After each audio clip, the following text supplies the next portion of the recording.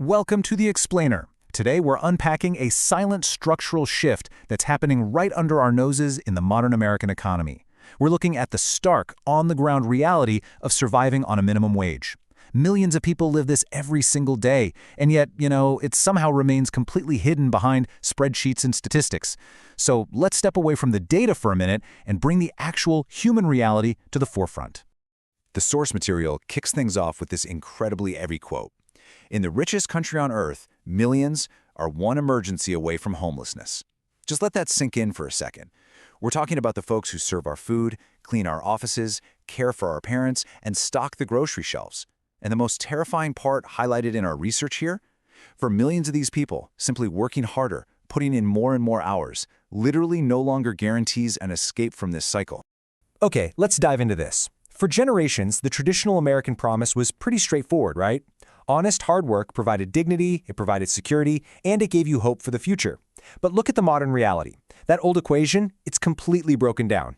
Today, millions of Americans wake up, work totally exhausting shifts, and somehow come home more financially anxious than the day before. A full-time paycheck that, decades ago could support an entire family now barely covers basic rent in a lot of cities. The whole system is just quietly transformed right around them. Section 1. The Hidden Reality. Surviving, not living. The research actually calls this the permanent emergency. Imagine waking up every single morning feeling like you're already behind. Look at step 1. Your paycheck arrives, but every single dollar is already assigned. It's earmarked for rent, utilities, gas, and food before it even clears your bank account. Then, step 2. A completely normal, everyday, unexpected expense hits. We're talking about a flat tire, a sick kid, maybe a broken tooth. And then step 3 happens. That one single event causes the entire month to collapse financially. For millions of people, life isn't about getting ahead anymore. It's a permanent, exhausting state of financial emergency. Section 2. Root causes of the crisis. Now, what's really interesting about this breakdown is how the math simply doesn't work anymore. While wages have remained stubbornly stagnant for decades, they've barely budged. These 4 specific pillars of survival have absolutely exploded in cost. Housing, healthcare, education, and childcare didn't just inch upward, they skyrocketed. The whole American dream quietly became this terrifying balancing act, to the point where even dual-income households are struggling under the weight of just getting basic necessities. In a lot of cases, working harder really only slows the fall. And the biggest pressure point of all is housing. In so many American cities, rent alone is now consuming well over 50% of a low-wage worker's income. Over half. That leaves practically nothing for emergencies, savings, or just basic stability. Our source notes a really painful truth behind this. Homes increasingly became investment assets before they were treated as actual places for human beings to live. It's literally forcing full-time workers into sleeping in their cars or, living with multiple roommates well into their 30s and 40s just to avoid being on the street. Then there's the brutal financial calculation of healthcare. On one side, you have the fundamental human need to just get treated when you're sick. But on the other side, you have this paralyzing fear of the medical bill. For low-income workers, avoiding doctors, ignoring symptoms, or even skipping prescribed medications have become literal survival tactics to avoid crippling debt. When you fear the bill more than the actual sickness itself, every headache, every cough, it all becomes a terrifying financial calculation. Section 3. The Hidden Psychological Toll. Poverty is a neurological issue. This is a big one. When survival feels constantly uncertain, your nervous system simply doesn't get to turn off. It's stuck on constant alert. Your cortisol levels shoot up, your sleep declines, and your emotional resilience just collapses. When the brain is forced to prioritize immediate, day-to-day survival, thinking long-term becomes physically and psychologically near impossible. And yet, society constantly judges these exact individuals for not planning ahead, which is just incredible when you realize what's happening to them biologically. It turns out, this kind of economic pressure literally manufactures loneliness. Think about it. When you're forced to work 2 or 3 jobs just to pay rent, your time for friendships, dating, and just being part of a community, it's entirely erased.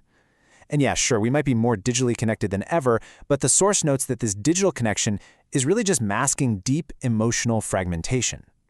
This isolation triggers a tragic domino effect: higher anxiety, higher depression, soaring addiction rates, and increased suicide risks. When economic stress is running this high, social trust collapses, and society as a whole becomes much colder and way more unstable. And compounding all of this is the psychological contradiction of our modern consumer economy. We live in a society that constantly demands you buy more, upgrade more, have the latest stuff, all while paying wages that are way too low to actually afford those things safely. And social media? Well, it turns poverty into a very public, highly shameful experience. Every scroll is a reminder of what you can't afford. There's a really dark irony here, an algorithm pushing luxury lifestyles to someone who's just trying to survive till Friday. You aren't just comparing yourself to the neighbors anymore, you're comparing your messy, behind-the-scenes struggle to perfectly curated highlight reels, which just breeds chronic dissatisfaction and deep shame. Let's move to Section 4, Faces of the Crisis, and see how this all builds up in real life. First up, we have this single mother. She's working 50 hours a week in retail. After paying rent, childcare, gas, and groceries, there is literally almost nothing left. So when her son suddenly needs dental work, she has to delay it. And it's not out of irresponsibility, but because she is forced to make this completely impossible choice between basic medical treatment and just keeping a roof over her kid's head.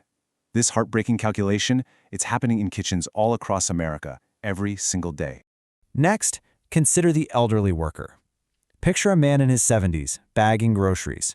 His body hurts, he's exhausted, but stopping work feels entirely impossible because whatever retirement savings he had vanished amidst economic downturns and that crazy rising cost of living we talked about earlier. We're now looking at a stark reality where millions of older Americans genuinely fear retirement more than they fear the physical toll of endless, painful work. Finally, the educated worker. A recent college graduate completely burdened by immense student debt, bouncing between gig jobs just to keep their head above water. Remember, this was a generation that was explicitly promised that education was the absolute key to guaranteed stability. But instead, they stepped right into adulthood facing impossible housing costs and a gig economy that offers zero security.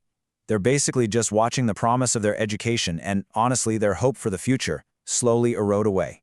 Section 5. Finding Solutions and Hope. So the crucial point is this: if we do nothing, America risks losing its very foundation. The research points to a really dangerous domino effect here. We're talking declining trust, falling birth rates, rising political polarization, and a total loss of societal belief. Civilizations aren't just sustained by money and GDP, right? They are sustained by hope, by dignity.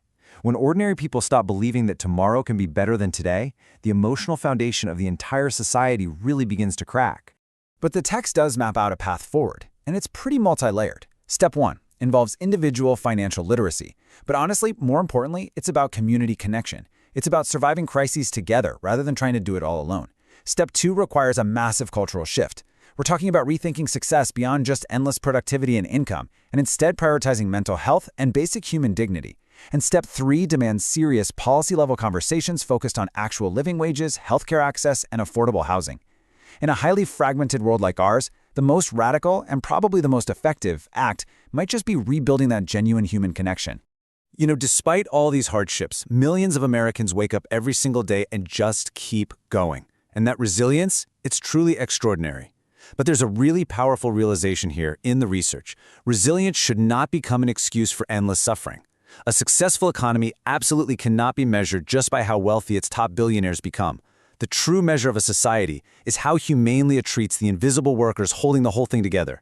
The cashiers, the caregivers, the cleaners, the people keeping the lights on.